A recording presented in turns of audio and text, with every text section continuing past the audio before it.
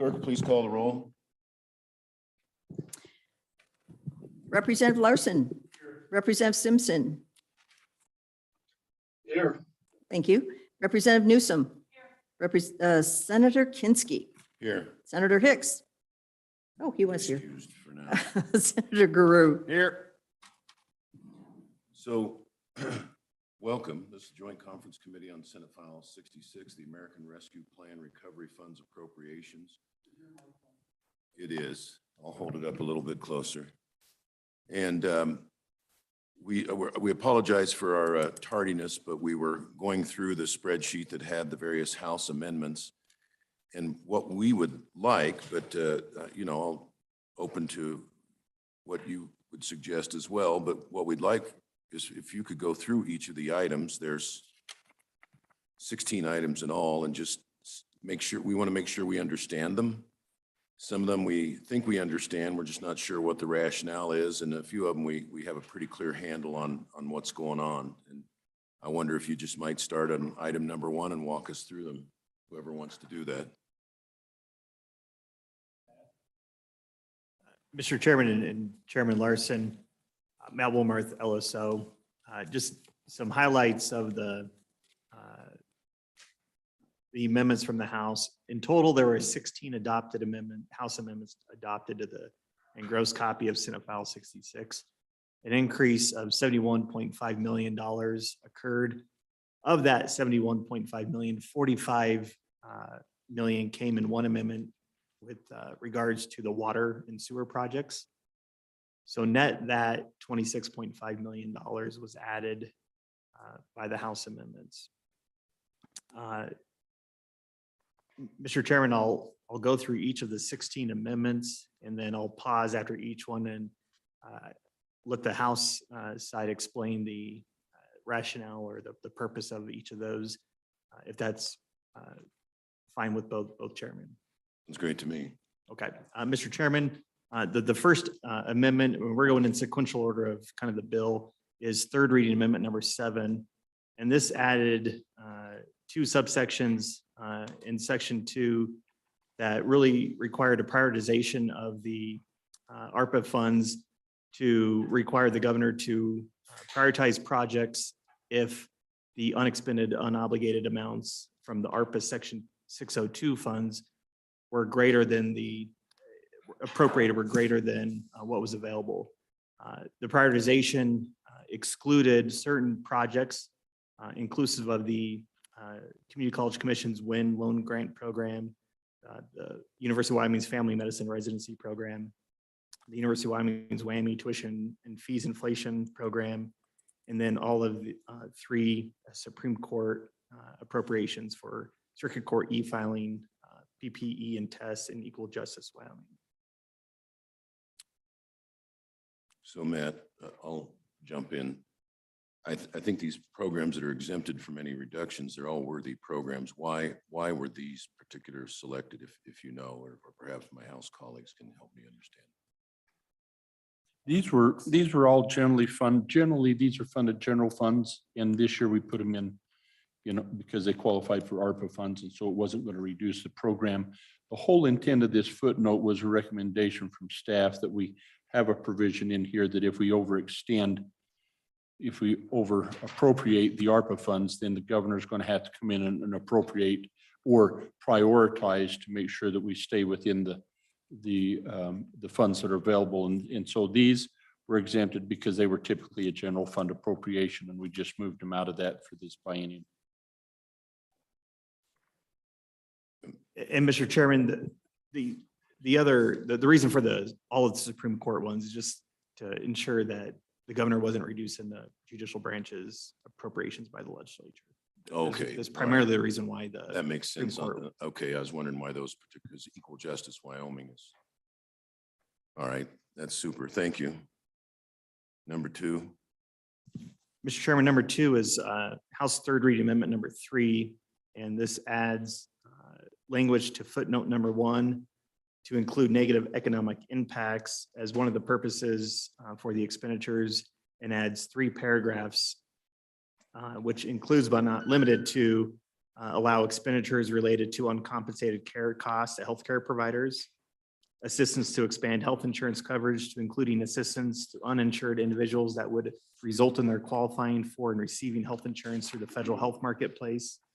And third, assistance to healthcare providers experiencing negative economic impacts of COVID-19. So originally, the appropriation remained at 50 million. And the governor just had very broad discretion, $50 million to respond to a public health crisis. And now if I understand the note, we're mandating that he must also do Romanet 1, 2, and 3. So it narrows his discretion a little bit as I read it. So Reimbursements to healthcare providers. So what's the rationale as opposed to leaving a much broader authority for the governor? So, Mr. Chairman, it really doesn't restrict the governor from doing anything. This language was to just say that if you're looking at COVID impacts, we want you to include in your consideration items Roman I, II, and III. It's not a requirement and it doesn't restrict his ability to use it for the others. Just wanting to consider these in COVID impacts. Well, Mr. Co-Chair, I think we're reading it that he must, it doesn't say it's optional. He must, it says including, not limited to, he can do other things, but it indicates to us that he must do these, including but not limited to. So on page, it says the governor's office is for the purpose of responding to COVID impact public health emergencies, including but not limited to. For the purpose of responding, so he has to respond to COVID impacts, including these listed below, but not limited to that. And Mr. Co-Chair, aren't some of these similar to, didn't we have another dollop of money here where there was just to help healthcare providers generally? Was that the HHS? Wasn't there a fund generally that was just helping out healthcare providers that had purposes similar to these Mr. Chairman, in the original bill? and Matt, you can correct me if there's a couple. There's staffing stabilization, which on page 4 is item number 10 or line 10.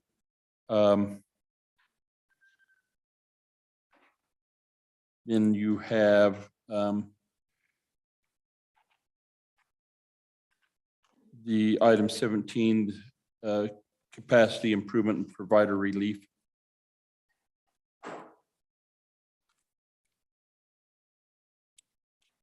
And then if you could walk us through Romanet 2, that's one that's very concerning, and we would just want to make sure we understand it. It looks like we're going to buy health insurance policies for people. So our conversation on that was, is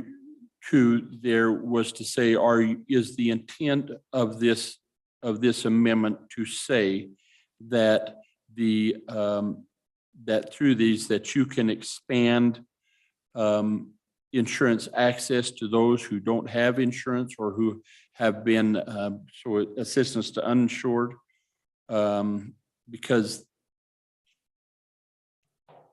through the federal healthcare marketplace. And the response and the intent of this amendment was, this is something that the governor could consider as he contemplates how to best use that 50 million. Mr. Senator Hicks.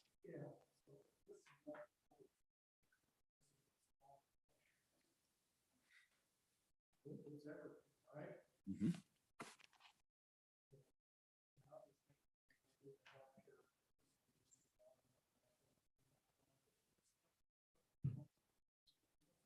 Well, no, well, you're making and Mr. Chairman, I think Senator Hicks, you're making an assumption it's just for all of those who were uninsured or who can't get that. I think the intent of this is to be broad enough that it could be those who qualify or don't qualify for that. And when we talk about COVID emergencies relating to COVID, people who have health And it could also be for those people who have insurance and then have additional complications while in the hospital with COVID that aren't covered. And so when you ask how that relates back to COVID, there's certainly for those people that have COVID and don't have insurance, it's a big deal.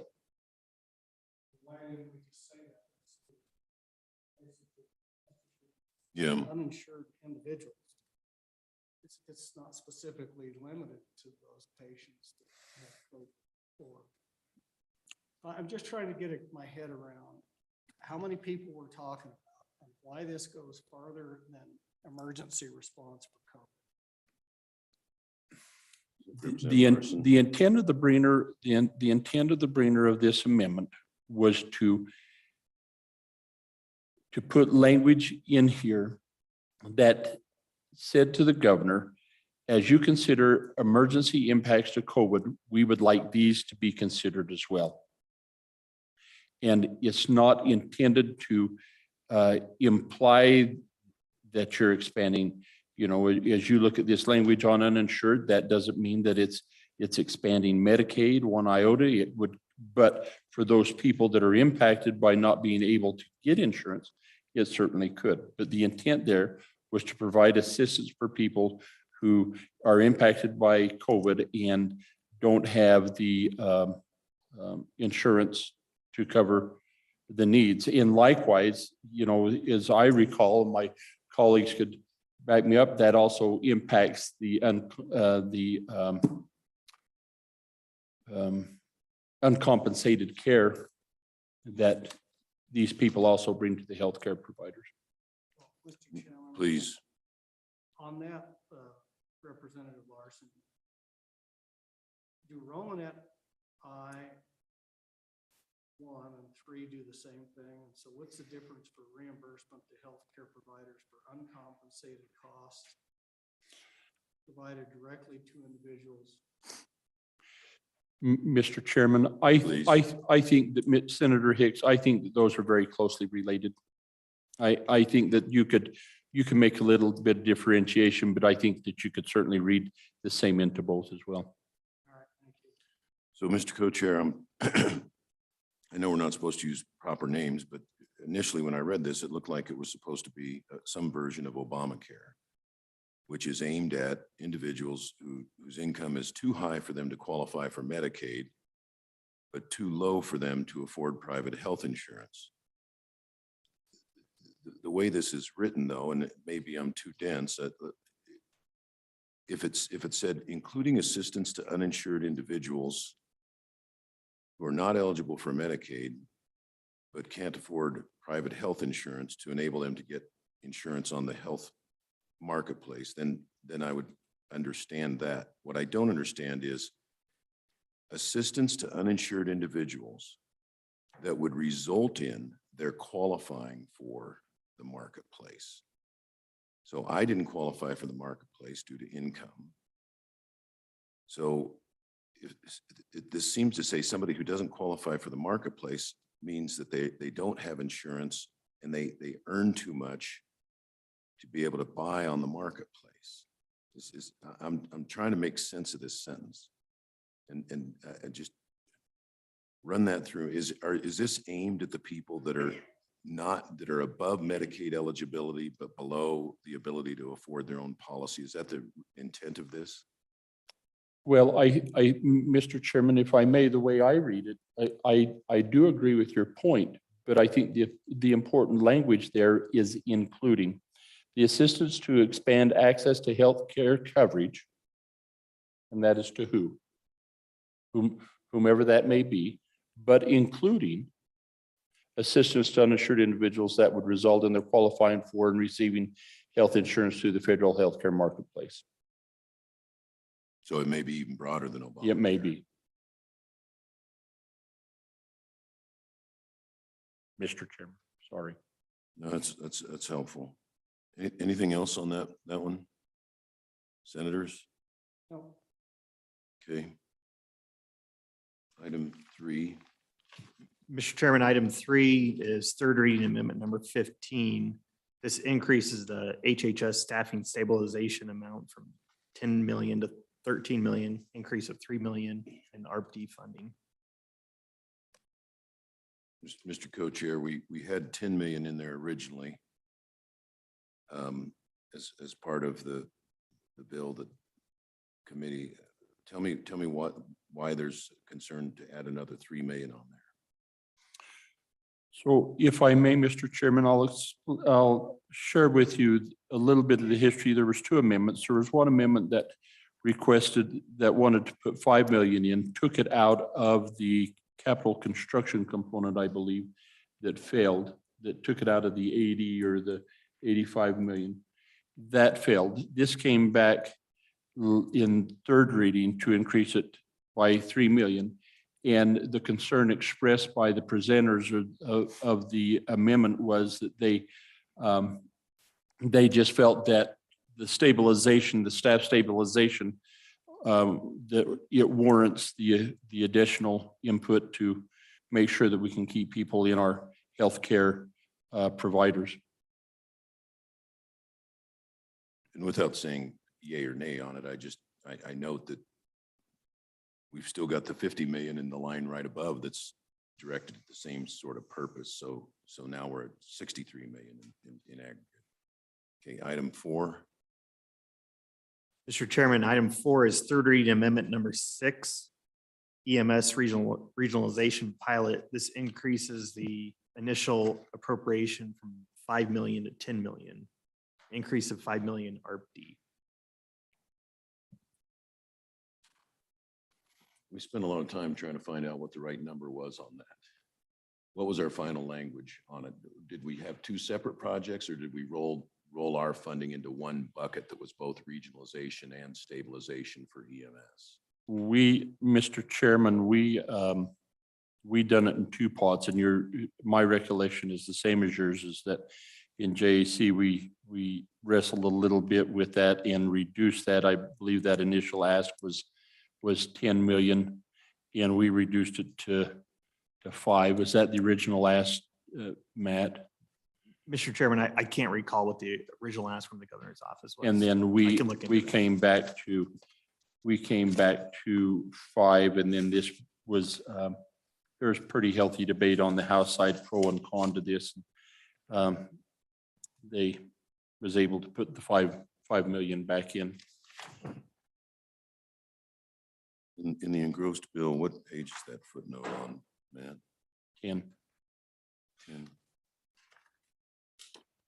Yeah, Mr. Chairman, the EMS stabilization fund relates to footnote number 10. And then the EMS regionalization pilot relates to footnote number 11, both at 5 million.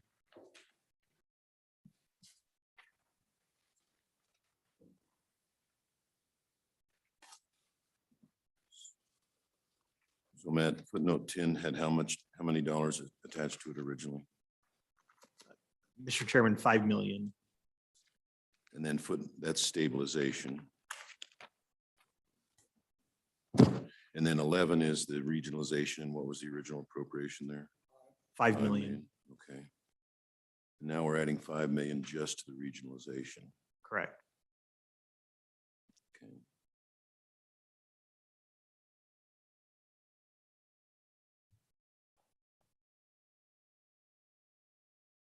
Mr. Chairman, and the original request from the governor's office was 10 million for the regionalization pilot. So this fully funds that recommendation. So Mr. Co-Chair, your floor put this back after we so carefully in JAC moved it down. Tim, where was your committee coming from it? Where was your approach committee? What's your stand on adding 5 million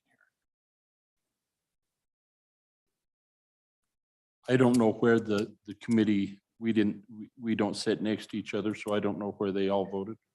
Okay. Okay, item 5, and Matt told us it's related to item 10 as well. This is a tangled web here, but go ahead and walk us through 5 and 10, Matt. Mr. Chairman, item number 5 is second reading amendment number 9. And this amendment deleted the $15 million for the rural health clinics it added 30 million to the capital construction program at OSLI. So a net increase of $15 million. It also increased the maximum award amount from 7.5 million to 10 million.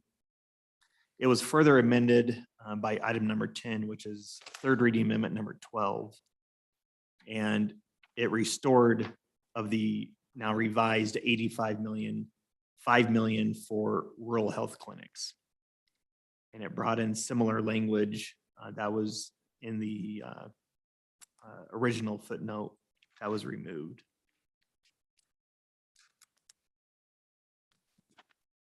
Did the original, Matt, did the original footnote have a max of 1.5 million on the rural health grants?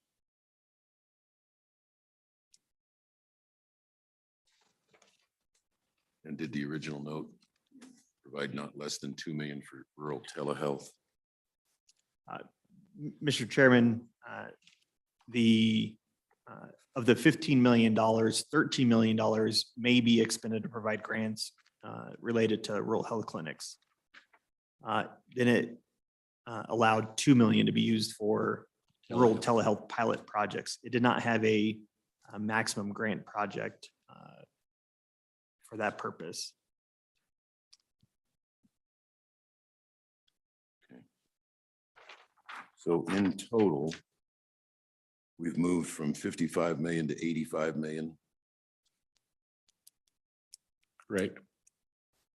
That is correct.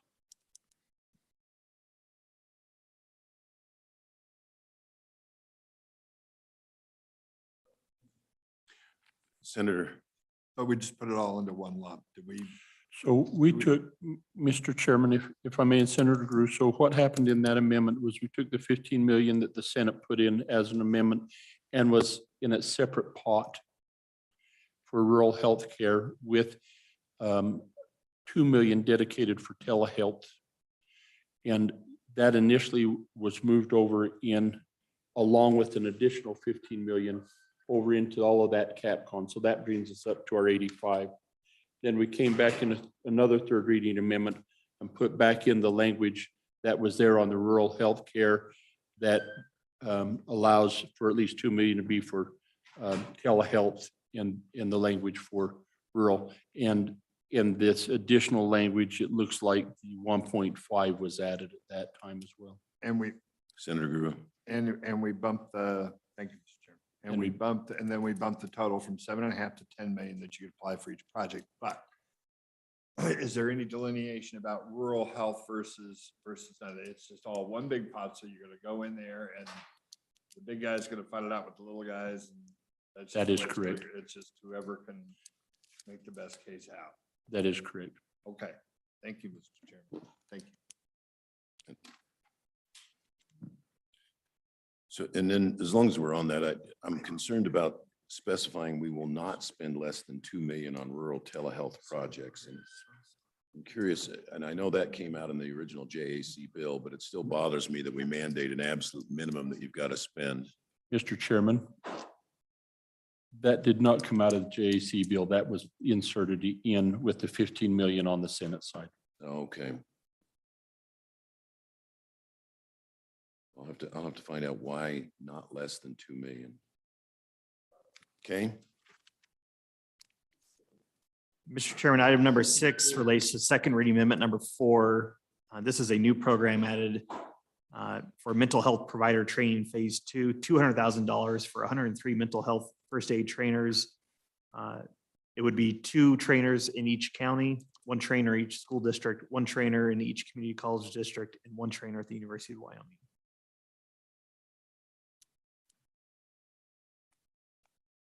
Is there a definition of mental health first aid? What is my definition? Is there a definition? I don't know. I'm not sure what it is. So my understanding of the good chairman on the House Labor side for that is there is a definition for mental health first aid. And the reason that the intent of this was not to, as this goes out to each county, school, and community college. The reason she'd done that is because then as a first aid trainer, in order to stay certified at that, you have to continue training a certain number of people each year to that point, and this would allow that to expand across the state. And so she put those strategically initially so that that would then be seed to expand the mental first aid trainers. But my understanding, there is a course and there is a certification for that. And the intent is a new program. This is not a one-off. The intent is this is going to continue. Is that correct, Mr. Co-Chair? Say that again, please. This is not a one-off. The intent is this is going to be a continuing program. Initially stood up with the ARPD dollars, but the intent is, Matt said new program. The intent is this is going to be an ongoing expense, probably the general fund once the ARPA money runs out. Is that right? No, that is not, that would be inaccurate. I think that this is to get it started, and then for that to move forward, there was any indication that the intent of that was to move forward. Okay, Senators, anything else? Okay, Matt. Mr. Chairman, items number 7 and 8 are related. Second reading amendment number 10 added $1 million for law enforcement mental health support for county and municipal law enforcement officers. It was to be prioritized based on the degree to which the proposal will reasonably achieve the intent of the program and the adequacy of the proposal's approach to ensuring that any mental health programming funded through this the receipt of a grant can be independently sustained by the county or municipal law enforcement agency into the future. It was amended by third reading amendment number 5 to include first responders to that definition and emergency medical service providers, and pointed to Wyoming statute 27-14-102 subsection A paragraph 31, which defined first responders. Again, this was a new program within the ARP bill, increase of $1 million.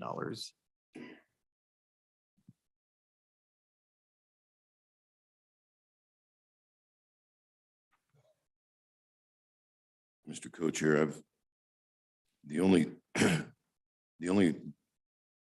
thing I've ever seen on this was when it originally came up from the governor's strike force as a suggestion. And since that time, I personally have not heard one word from any first responder that this was something that was desired. Have you received a groundswell of support for this? So Mr. Chairman, we heard this, and this originated more from our law enforcement officers and not our emergency responders. Emergency responders were brought in under the third reading amendment number 5. You'll note that this first one was brought in under second reading amendment number 10.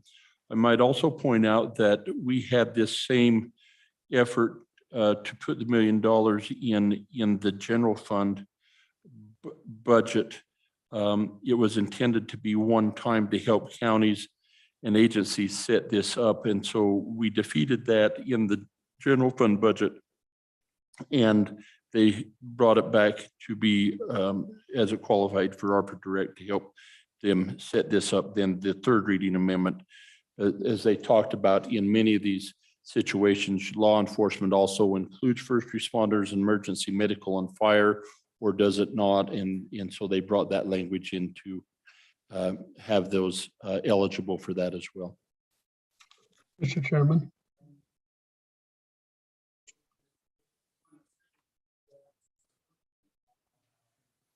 Mr. Chairman, are you able to hear me?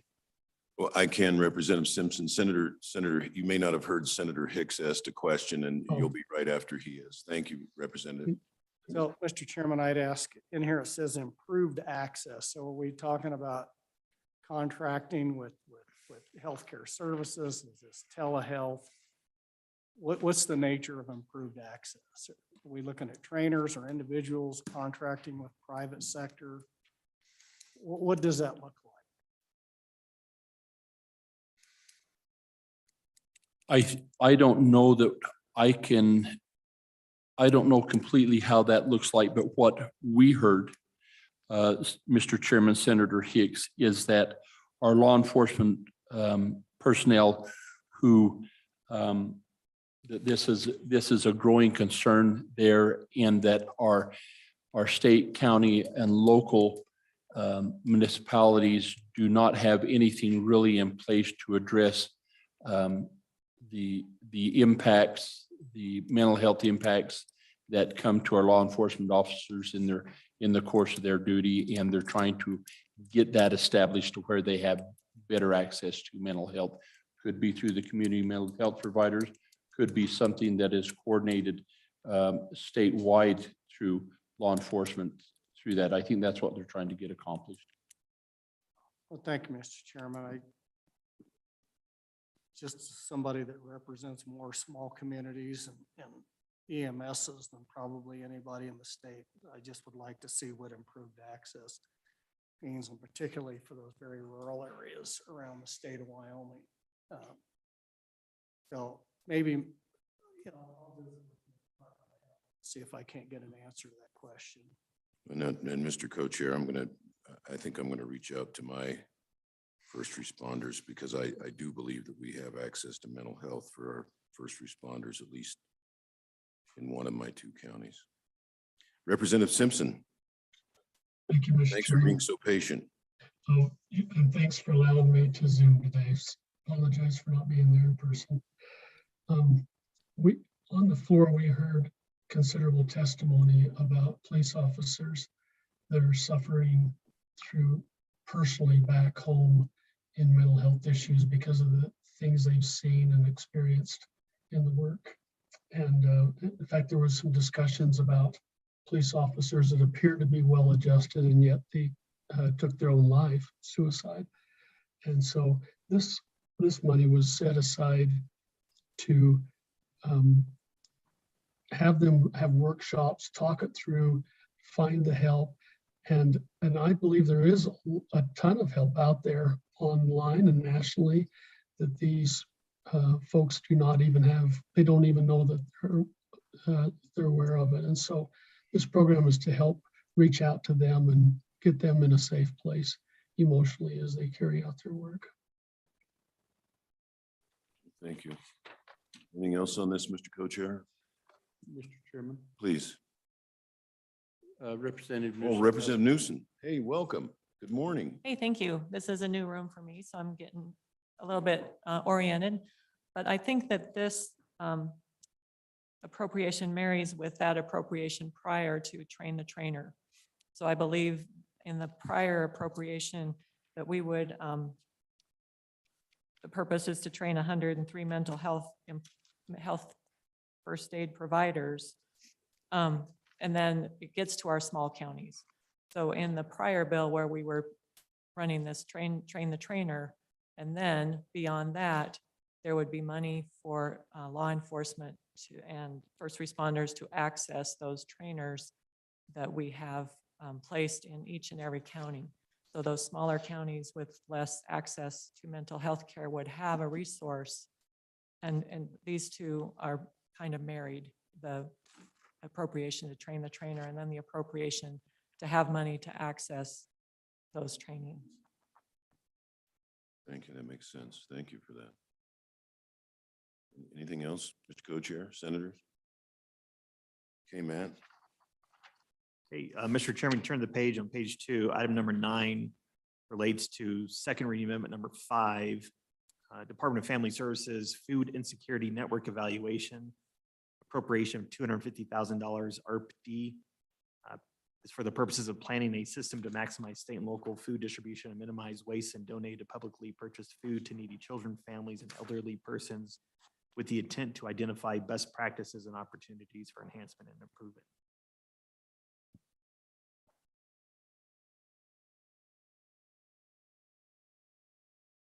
Mr. Co-Chair, my recollection is JAC was unanimous in dispensing with this program originally. Is that something changed? Yes, it went to the 2 houses and they got to make some choices as well.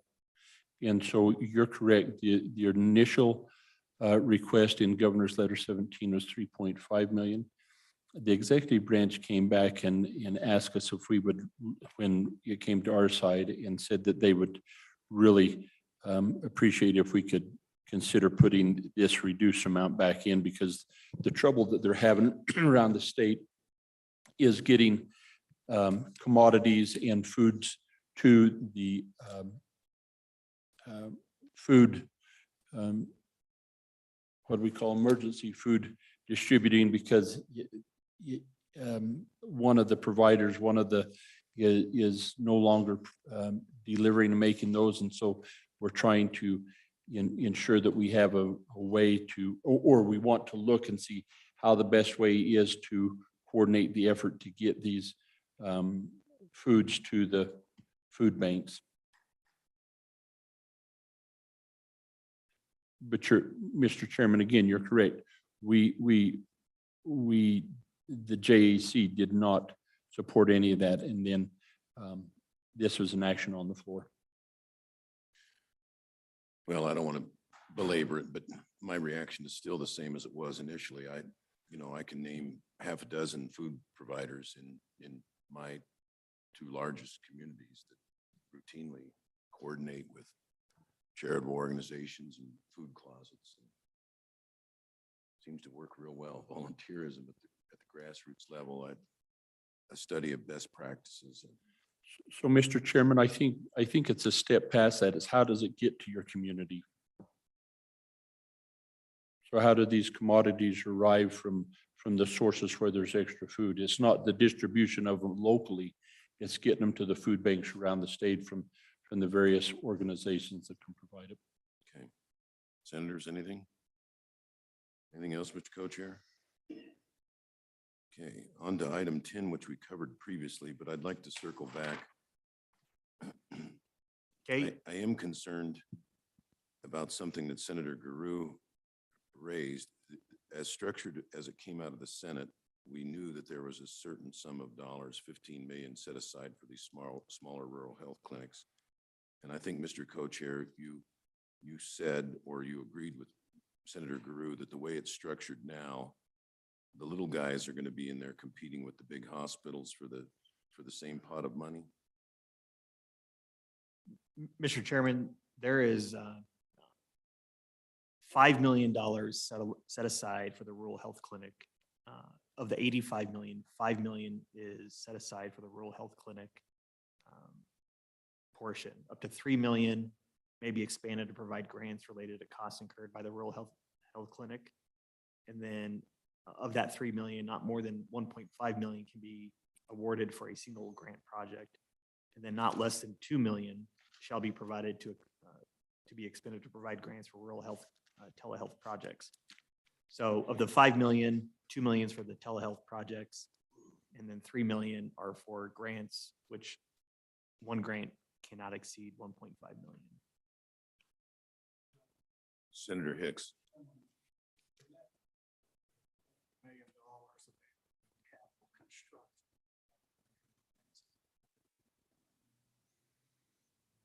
Mr. Chairman, Senator Hicks, it's beyond just capital construction.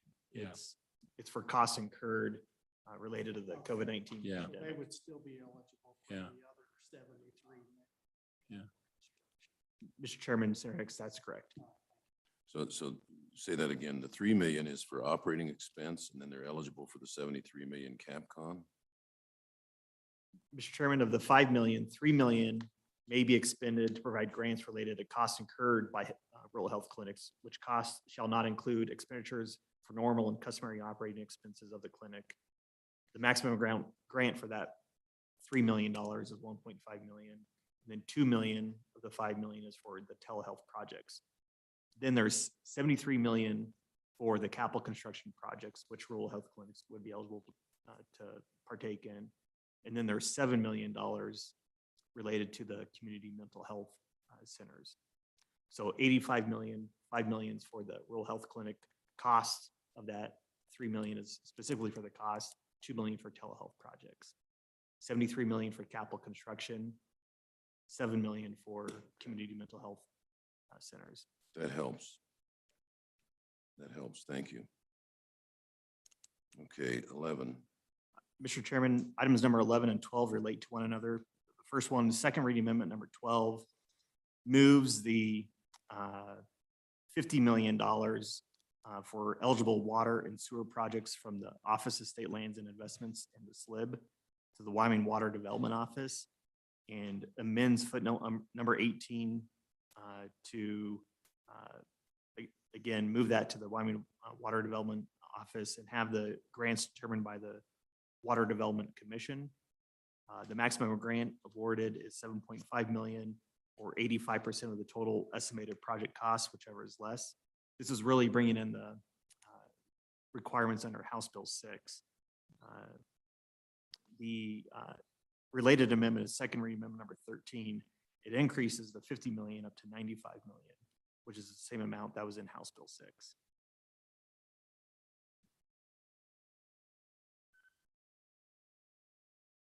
So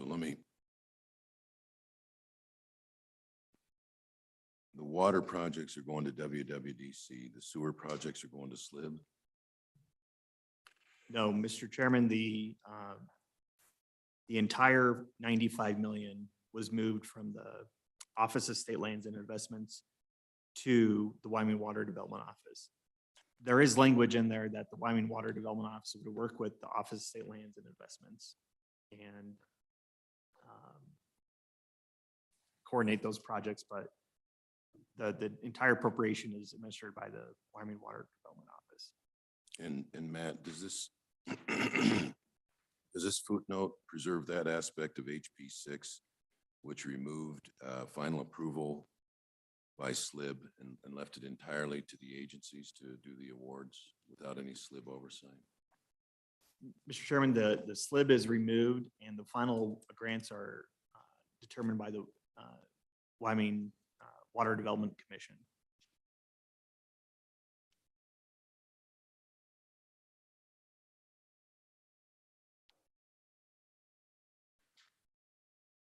And then again, just to circle back to HB 6, make sure I understand. It's 85%. There's no sliding fee scale like there is in an ordinary SLIB grant. This is, if it's legal, they still have to come up with 15% of a $5 million award. Is that right? Mr. Chairman, it's 85% or 7.5 million, whichever is less of the total estimated projects. So you're right, 15% would be at the local level. Up to the maximum Up to- award of 7.5. Correct.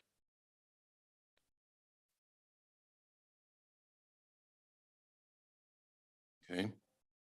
And then what's the, I'm curious the rationale for removing, and maybe this was HB 6 and I missed it, but what's the rationale for removing this from review under the APA or for judicial review? And maybe that's a question for Representative Simpson.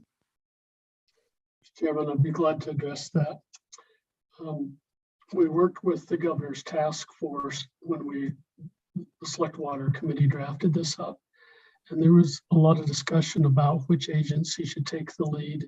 We had some members of the committee that felt really quite strongly about the Water Development Office doing that and processing it that direction as opposed to the Office of State Lands. So that's just the way the committee chose to write it up. Of course, if it goes through the Water Development Office, their presiding officers is the commission, where OLSLI obviously is the top elected 5. So it's just the way that it worked out. We were concerned about OLSLI's workload. I'm sorry, Representative Circle, did you say that water development projects ultimately must go through the top 5 electeds? No, just the Water Development Commission. Okay, the Water Development Commission.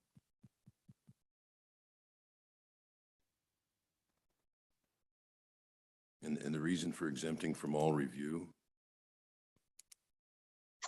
There wasn't a reason. It's just we felt like the Water Development Commission had the staff capabilities to manage construction. And so that's the way we wanted to go. And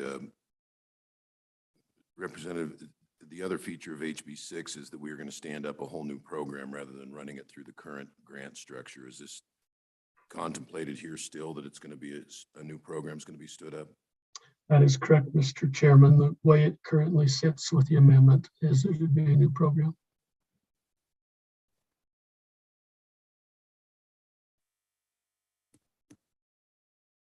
Anything else, Mr. Co-Chair? Senators? All right, Matt? Mr. Chairman, item number 13 is second reading amendment number 11. This is a appropriation of the University of Wyoming College of Health Sciences, $1 million ARPD, and adds a footnote for purposes of setting up and developing an accredited physician assistant training program capable of educating and training cohorts of 5 students per year, and the program shall be aligned to current medical education training programs. Students may participate from community colleges as practicable.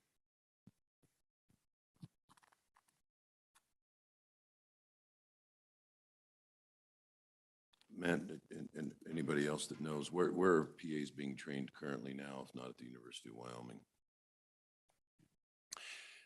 There's several places. My daughter was at CU Anschutz there, and you've got, I think, the University of North Dakota has some seats, not for, that they don't hold for us, but they train them. University of Utah trains PAs.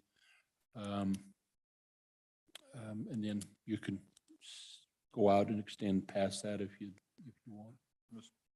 Senator Guru. Just a question about, I get the $1 million, I get this set aside, but was it talked about or contemplated at all about where that goes from there? I mean, this is a big ticket item. I mean, this is, you know, it sounds great, $1 million and we get 5 PAs, but that's not the way that's gonna work out. I think we all know that. So we're setting up a multi-million-dollar program at the university now to train PAs. That's what it sounds like, and then we're gonna have to fund that. I think that's accurate.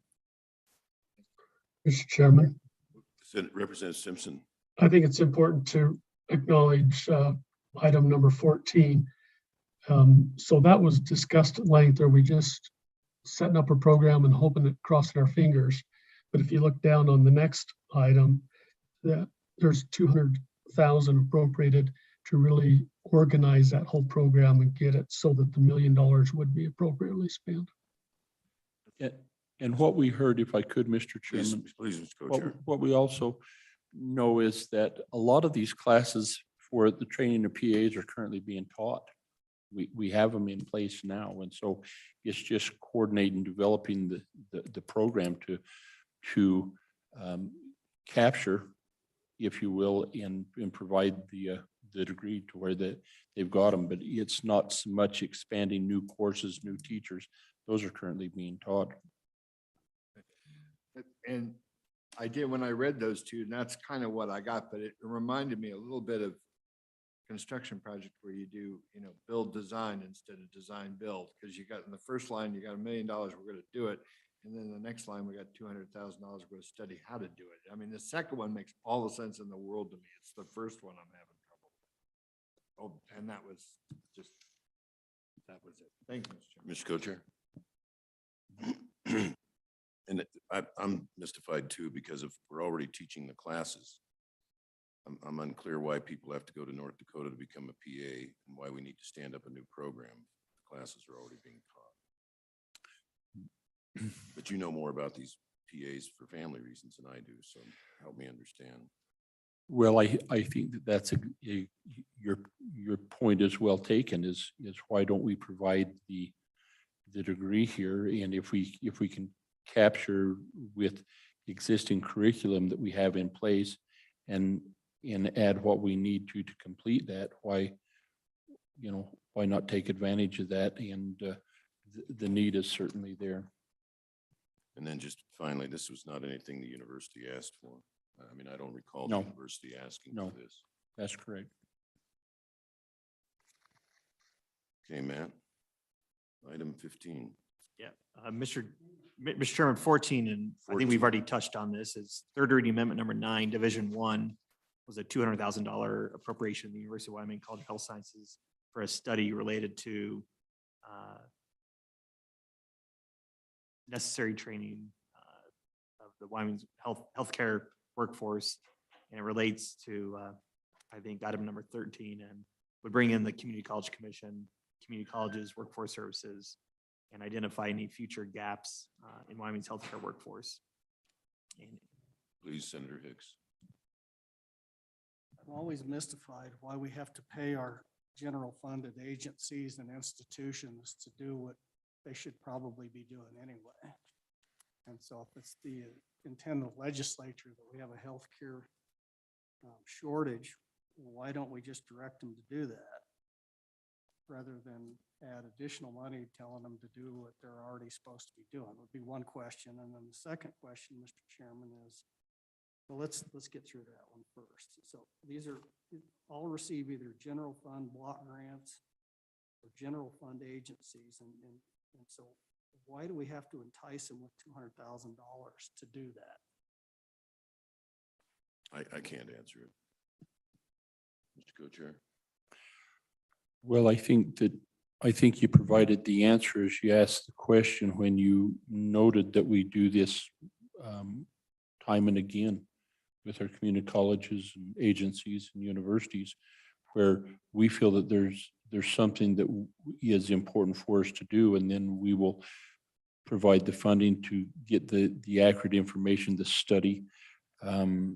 We see all the time the legislature wanting to come back and do a study to evaluate new programs or in statutes with agencies.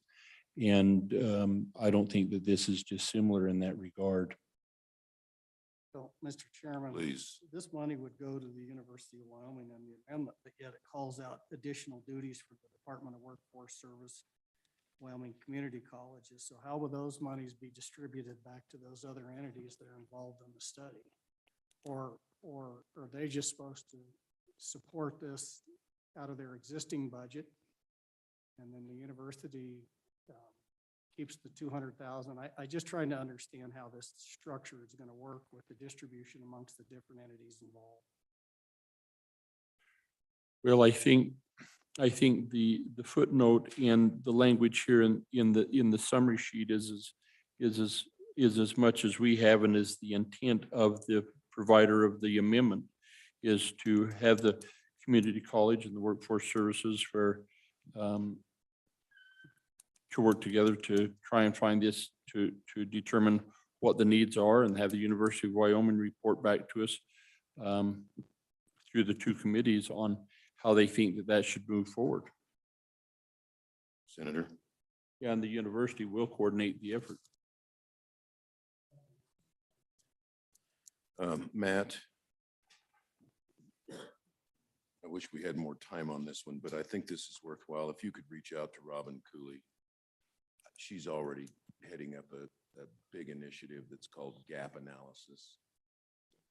And I don't know that they've specifically targeted healthcare, but they've been doing analysis of current and future needs on regional bases. It's a huge effort between her, the community colleges, UW, and she may already be doing some of this specifically as to healthcare. I think actually what it is regionally, they identify what's the most critical needs, and I think healthcare shows up on every one of those regional analyses. It's an effort that's not as mature as we'd like it to be, but it's underway. Maybe you get a little information on it. Thank you. Anything else on that, Mr. Co-Chair?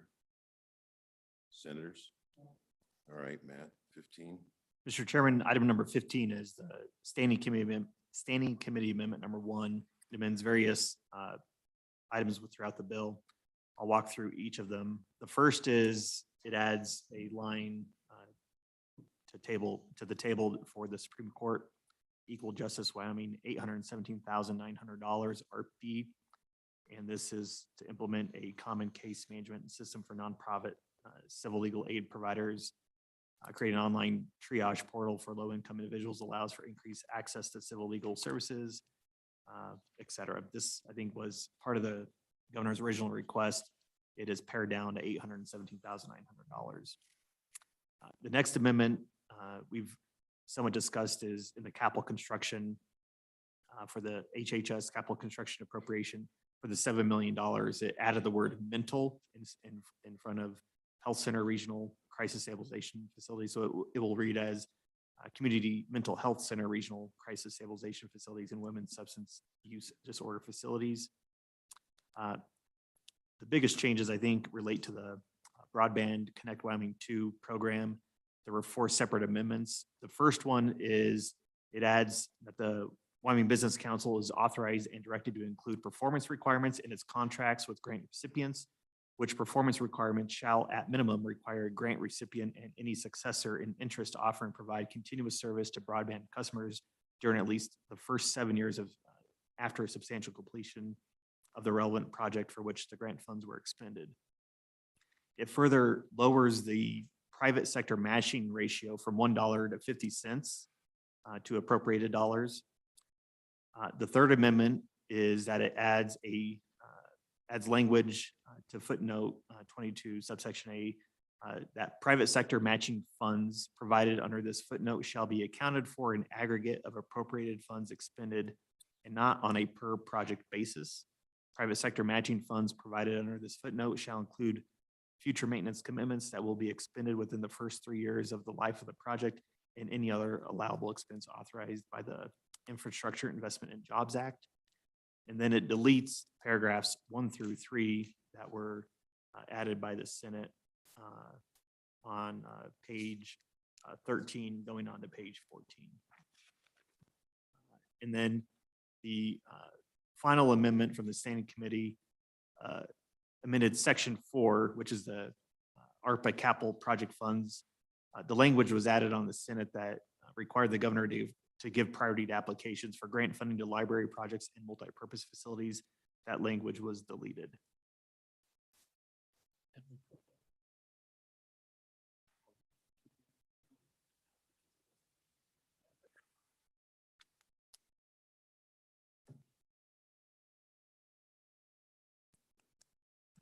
Matt, there's 109 million in a different bucket of ARP. It's the subject of a separate bill. What bill is that? Mr. Chairman, I believe you're talking about the ARP-C funds, the 604 funds. And that is not what we've brought that into this bill, but we have not appropriated any of that within this bill, except for third reading amendment number 11 appropriates $250,000 of that. But those appropriations are different than the 602 funds. And Mr. Chairman, you'll see that we make provisions for their allocation in section 4 on page 18, where we provide the governor with the ability to do that. That's all the 604. And then we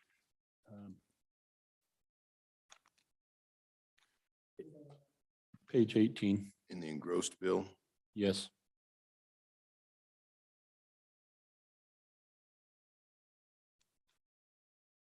Okay, let me retrace my steps, because maybe I'm completely befuddled. I thought the 604 money that applicants prepare a grant, it goes to the governor's office, who submits it to the feds for final approval. And I thought we needed to have legislation that simply said it's okay to do that. And I thought there was a bill that was rolling through to make sure that we said that by September of this year, or we lost the 109. And that we had a separate bill just in case something went wrong. And no? Is all of that wrong?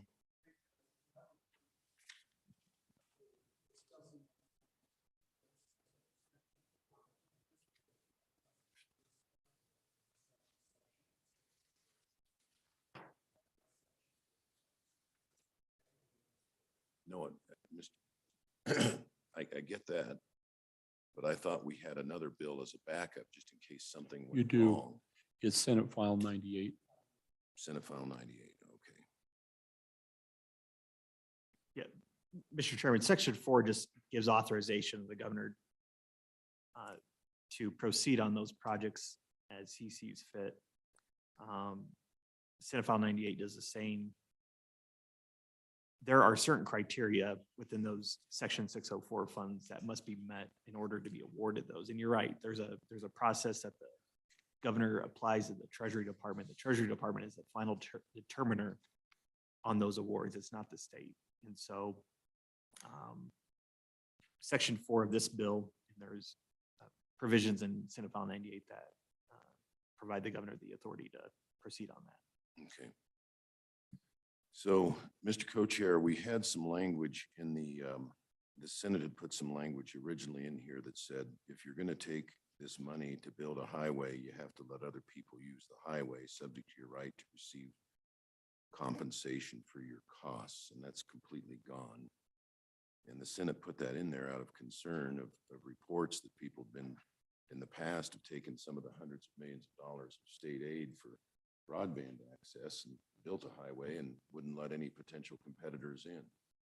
And so I'm curious why, and initially I thought that language was well received, but it's been completely eviscerated. And So our understanding, Mr. Chairman, is most of those middle mile right-of-ways are in our existing highway right-of-ways, and that's a condition of having access to the highway right-of-ways is that they provide access to other internet providers as they come into them. do we have any documentation on that? It's the first I've heard of that. Don't I have that one? Mr. Turner, I would have to do some research on that. I don't know. That's what we were informed of by Whitehall. If we can get a little more information, that'd be helpful. It sounds like YDOT's your place to start, Matt. And then we had a match requirement, Mr. Co-Chair, that's been reduced to 50 cents. And basically the next footnote says all the costs you're going to incur anyway, you can use as your match. You can count all your maintenance for the next future years as part of your match. Effectively, there's no match. Looks like we're bending over backwards to make sure that there's effectively no match. Private sector funds provided in this footnote shall include future maintenance commitments that will be expended within the first 3 years of the life of the project, and any other allowable expenses. It looks like money they're going to spend anyway is going to be counted as the match.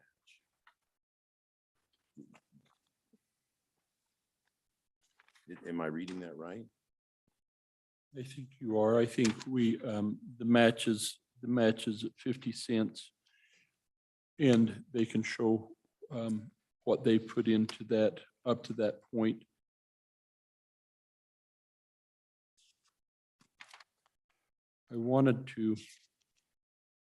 I think we had a similar discussion on the construction component for healthcare facilities where we were allowing them to put in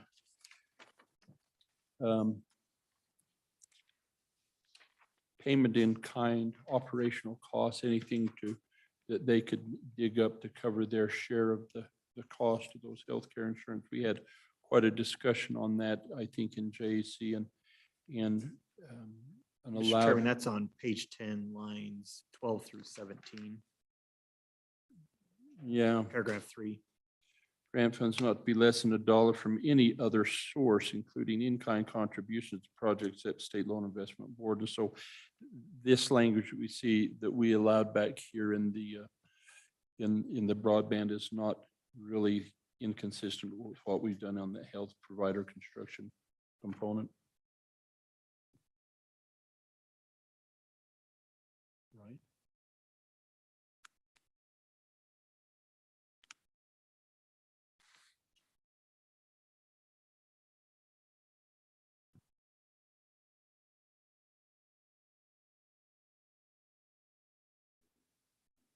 Co-Chair, tell me what was the thinking behind saying, I mean, it makes sense to me. You've got to provide service for at least 7 years, but why wouldn't they provide service?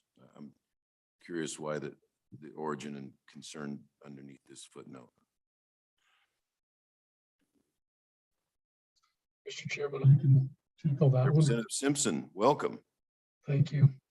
The last mile that might be included in this process is going to be just, who knows, a minimal amount of providers.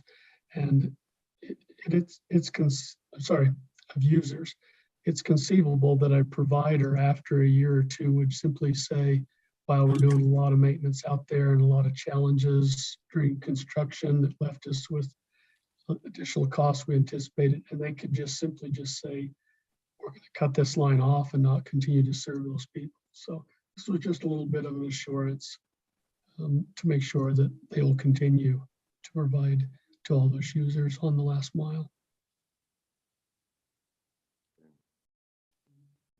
Senator Hicks.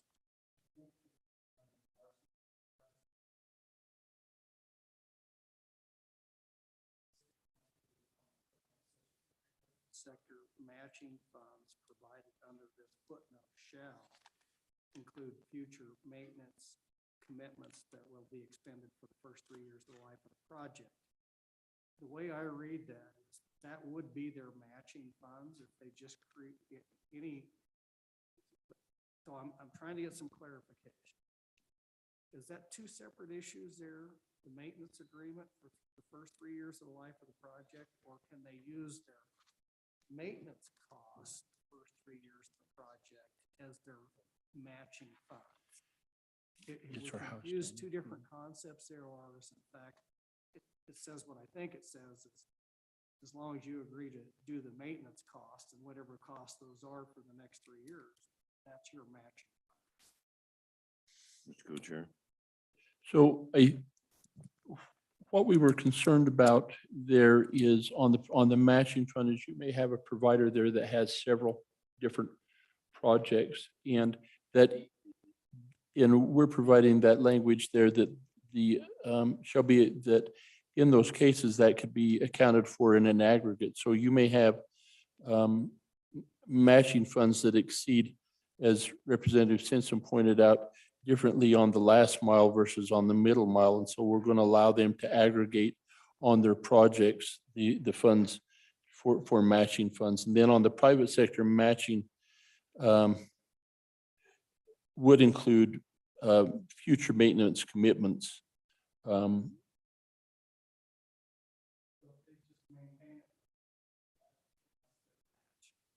the way I read it.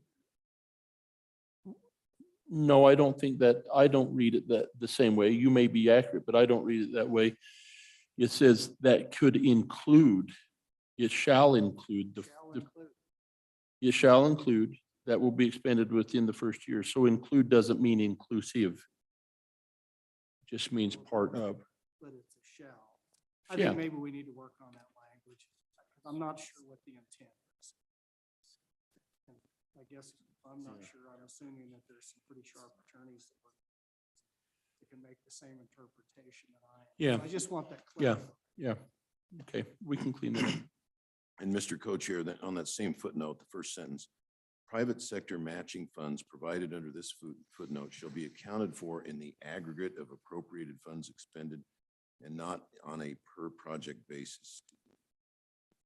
That's probably not a complicated enough sentence. Tell me what we're doing here, if you could, please. Well, we're saying that if you've got a provider or a contractor that is going to provide that requested $1 million, that the matching fund that he has to provide is an aggregate of that and not based on a per project, because in that $1 million, he may have 4 or 5 projects. And so he accounts for it in the aggregate and not a per. Senator Hicks. Does that extend to different contractors? So contract A, company B, company C.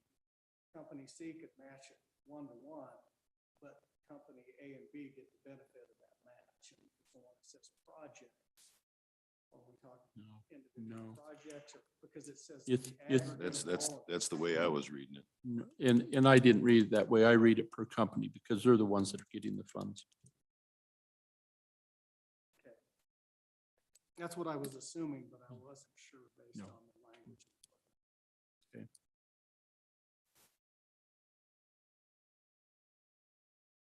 Okay, anything else on broadband? All right, Matt, the last section of House Global Amendment 1.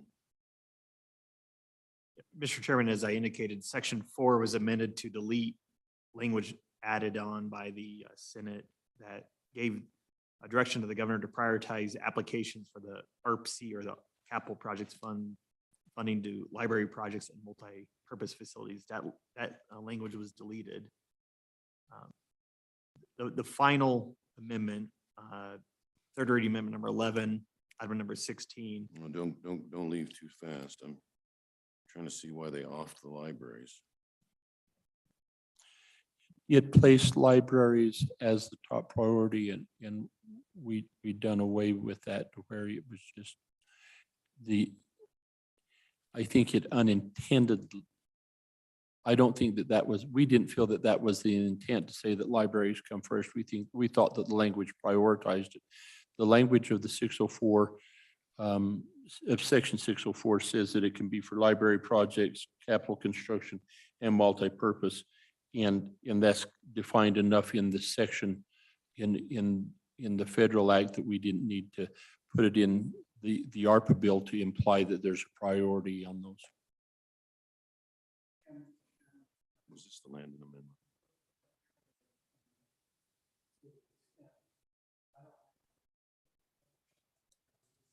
Then when we get to third reading amendment number 11, the next one down 16 is then we bring in and we actually call out a multiple. So the first one, we delete the priorities for libraries and multiple-use facilities. And then the next amendment, we actually bring in a multiple-use facility that's we obligate funds for. So was it the intent that we were supposed to enumerate exactly what those multiple-use facilities or libraries that were going to be eligible for the ARP funds was? So the difference there, Senator, Mr. Chairman, and Yes, Senator please. Hicks is that the corrected priority is for the 604 funds, and those on third reading amendment number 11 are just ARPA direct funds. ARP-C. Mr. Chairman, the third reading amendment number 11 is the ARP-C 604 funds, the capital construction funds.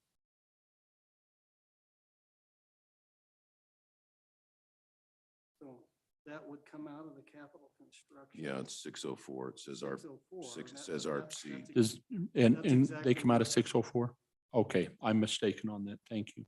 But Mr. Chairman, that's exactly what the amendment right above that does on the global, where it says amend section 4, those were capped. So those were 604. Well, and Mr. Chairman, and again, I think the point there is we as appropriators can, and we've done that also with the Jackson project for CWC, where we prioritize that in 604 funds. And we're saying of this specific project in third reading amendment number 11, we prioritize, but in the language up above there, it would imply that libraries were a priority over multiple use and other construction projects, and that's why we're getting rid of that overall to the governor as he appropriates. So in all the many weeks we've spent together, I've never heard a mention of a children's museum until third reading number 11 in the House. Is this something that's going to be next to the home and lander, or? What does it have to do with Lander? Just kidding. Yeah. So I think it's not unlike maybe language we saw coming from the Senate side on rural health care that was not discussed previously, but it was certainly put in, and it was new language because the Senate side felt that those were important things. All right. And we respected that. Fair enough. Senator Hicks. On item number 16, just a question. Yep. Would that not be eligible under the local government support projects that we put into this bill where we've got $50 million? Would that be an eligible project underneath that? I think that certainly is a possibility. I wouldn't argue that. And Mr. Co-Chair, it'd actually be easier to qualify because how you're going to turn the actual community multi-purpose is workforce readiness training, healthcare, and community mental and community multi-purpose. I think you're going to have tough time kludging that together with a kids museum, but the other bucket, not so much, but that's just a parenthetical. Matt, Seems like gives us something to work on. So appreciate you guys sitting through this. hang on just a second, Senator Hicks. Matt, go back above to 15. And on the first line after the 817, you say it's ARP D. But aren't the subsequent ones dealing with Connect 2? Isn't that ARP C 604? No, Mr. Chairman, the Connect Wyoming 2 is ARP D funds. This is the total appropriation for $25 million.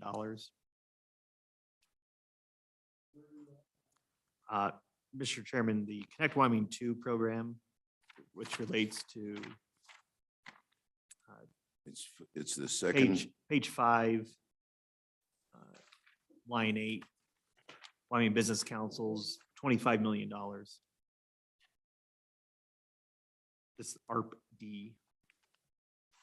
Okay, so that's right after Equal Justice Wyoming and right after HHS CapCon. We begin a Connect Wyoming 2, another Connect Wyoming 2, another Connect, and then another. Those are all ARP D. And so those are in addition to the 109 million that is in 604. Is that correct? That is. Mr. Chairman, recall that the 604 funds, It's 109 million. it's 109 million. But though that ARP C has 3 primary purposes that has to relate to. The ARP D can relate to the 602, section 602 infrastructure, which broadband's included. ARP C has other requirements related to those, has to meet three criteria. And so this is why the broadband has been put in the ARP D appropriation bill. And Okay, so maybe I'm confused again. I thought the 109,604, the top priority under that was broadband. There was a secondary priority of community multi-use facilities and something else, but libraries. But it was my understanding that ultimately the intent was that whole 109. You may not be able to speak to the intent. Yeah, Mr. Chairman, all this standing committee amendment relates to, it amended various sections of the bill, as most standing committee amendments do. It just added these separate provisions on the matching requirements and the prioritization of funding. I'll have to look into the 604 funds, but there are 3 certain separate criteria that have to be met. All 3 of those criteria have to be met with those funds. I don't know that broadband is the top priority of all those, but again, those are all approved by the Treasury Department, not at the discretion of the governor. Governor has to apply to the Treasury Department to get those approved. And Mr. Chairman and Matt. Co-chair. And so Matt, on what we have in the infrastructure bill on that, on page 5, that 25 million, those are ARPA direct that do not have to meet the conditions. They don't have to, they're not a reimbursement. They can be allocated out. And of that 25 million, we put 15 million of it that requires a match and 10 of it that doesn't require a match. Do I have that accurate?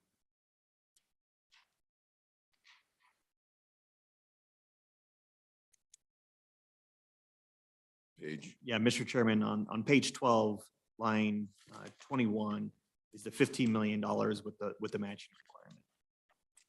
You're right, of the 25, 15 has a matching requirement.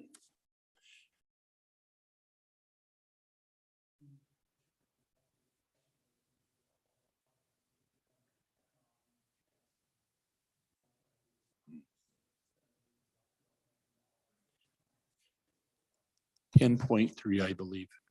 My recollection is Don Richard said that's the only community multi-use facility that he thought could conceivably qualify under that, and otherwise it was broadband.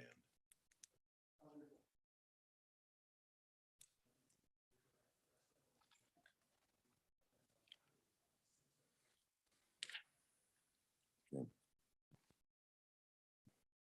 right, Mr. Chairman, just in terms of timing, today is the last day the legislature, it gets billed to the governor, we have the opportunity to evaluate any potential overrides of a veto.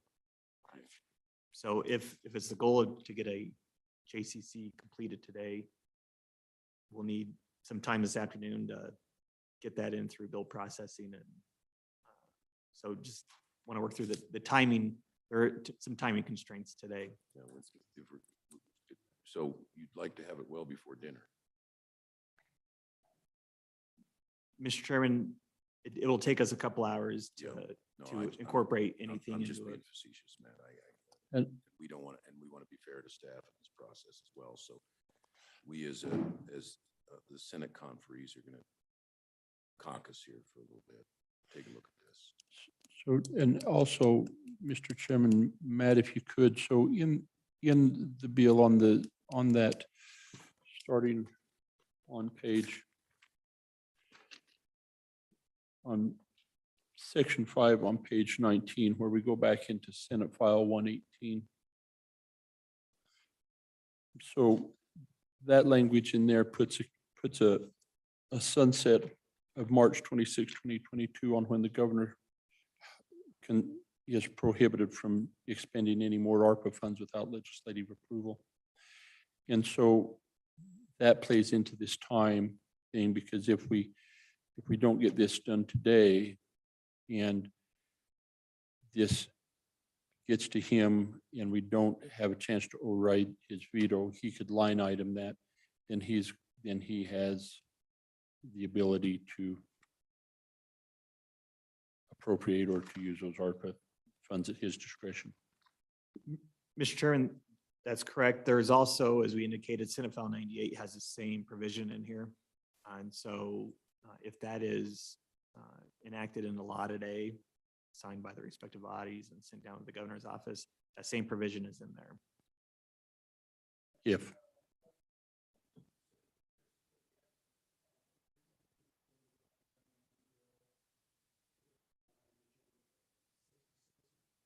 no, The it's language is here. in 66. It's in here. Yeah, Mr. Chairman, Senator Hicks, Section 5 does the same thing as Senate File 98.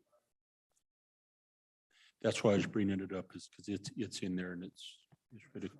We do have to, and Mr. Chairman, if I may, Please. as we move along with this, there's been some action in Congress where gone through the Senate, waiting on House approval that may further amend Treasury guidance to allow states to use more money at the discretion of the state for overall use. And so staff has recommended, and we have an amendment ready that would go into this, that would also accommodate the ability to do that should it pass, meaning any further action from the Senate.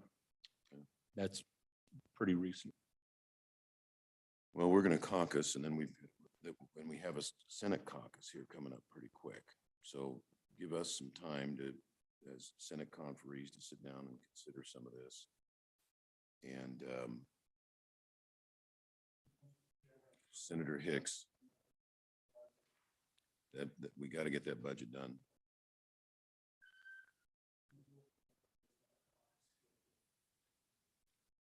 Are we scheduled to meet in here lunch?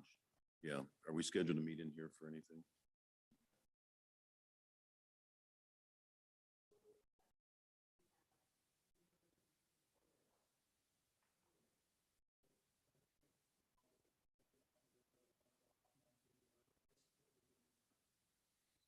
Yeah, I'd almost suggest that's the latest we need to.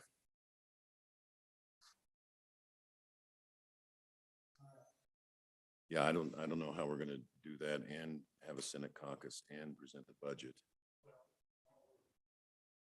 and meet on a re-referral.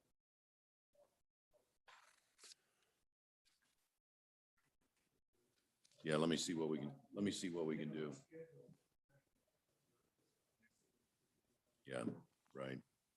Let me see what we can do, Lloyd. Very good. Talk to the powers that be. We'll shoot for 1 o'clock someplace. check that.